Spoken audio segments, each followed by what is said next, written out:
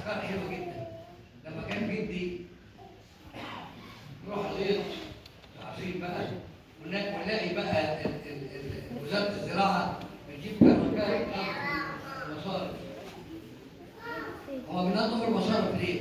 لان الطبي بيجي يلبس تحت ويعادل الميه تفيد من على الجسور، فبيحفروها ويوضبوها علشان الميه ما تضيعش على الجسور.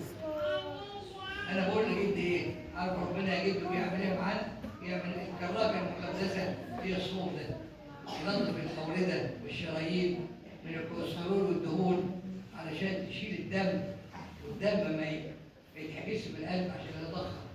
لازم المواسير تبقى سالكه سالكه. مين يسلك المواسير ويشيل الدهون؟ الصوم.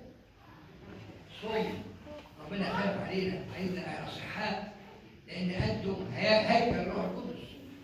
جسمك ده مش ملكك، ما تهملش فيه، تعالجه وتوكله وتحميه وتوديه للدكتور، ما تستهلكوش في الكلام لا يمجد ربنا، لان دي وديعه اداها لك ربنا.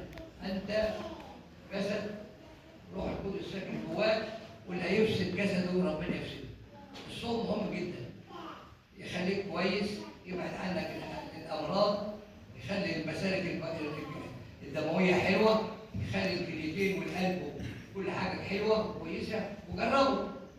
يعني انا لسه قاري عن بعض القديسين، يعني انا بقول لهم يعني كان عندهم فيتامينات ولا كان عندهم اي حاجه. زي الانبابولا، القديس العظيم الانبابولا عاش 120 سنه، كان عظم على لحم.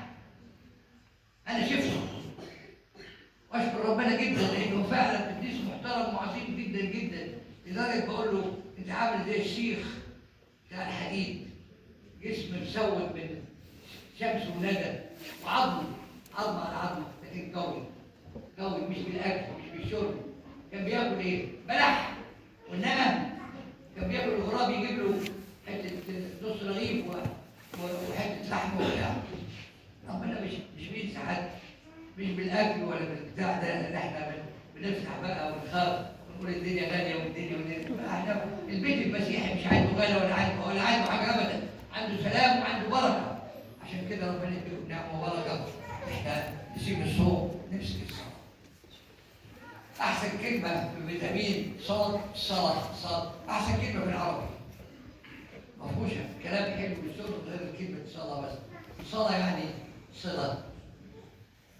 لما انا اكون بحب حد من ولادي ولا من بناتي اسال عليها، اتصل بيه بالتليفون، صله. اللي يحب ربنا دايما يتصل بيه، اللي يحب ربنا دايما يكلم ربنا بصلواتك، تسمع صوت ربنا بيبارك في الكتاب المقدس المزامير. عشان كده الصلاه هي الصله بين الخالق والمخلوق. انت لما تبقى في مشكله وعايز توديك الاسم وتعرف ظابط تتصل بيه عشان توصيه. لما يكون عندك مشكله ولا عندك تجربه اتصل بتاع السمع، قول له يا رب انا تعبان، يا رب انا غلبان، انا ملاقيش حد غيرك تقف تساعدني. وقف لك ولاد الحلال هي ممكن تساعدك. هي دي الصله الحقيقيه، هي دي الصله الحقيقيه. صلي ولا تمل. الصلاة هي السلم اليعقوبية التي يصعد بها الإنسان من الأرض إلى السماء ليمتلئ من الله وينزل يفيض على أولاده. الفاضي ما يقدرش يجيب. الفاضي لازم يتملي باللسان، يصعد للسماء ويقف قدام الخالق يملاه ويديله نعمة ويديله قوة ويديله سلام ويديله بركة عشان ينزل يبارك ولاده ويحافظ عليهم ويذكرهم في صلواته.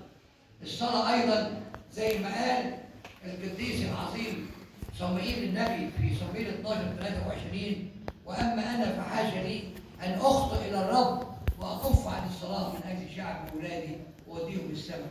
الصلاة تذكر ولادك، تذكر جرايمك، تذكر حبايبك، تذكر الخطاة، تذكر الساقطين، تذكر المحتاجين، تذكر الأرامل، تذكر الأيتام، تذكر كل من محتاج لصلاة. ده مهم جدا. يفرح ربنا انك انت تصلي من اجل الناس. بناكل بتحط مثلا يعني اي حاجه مخلل، حاجه تفتح نفسك بيها. عارف تفتح نفسك في الصلاه ايه؟ تذكر كل الناس، تذكر حتى اعدائك، تذكر كل حواليك، جيرانك، تذكر اخواتك ابيك وامك، تذكر كل النفس محتاجه صلاه. ربنا يديك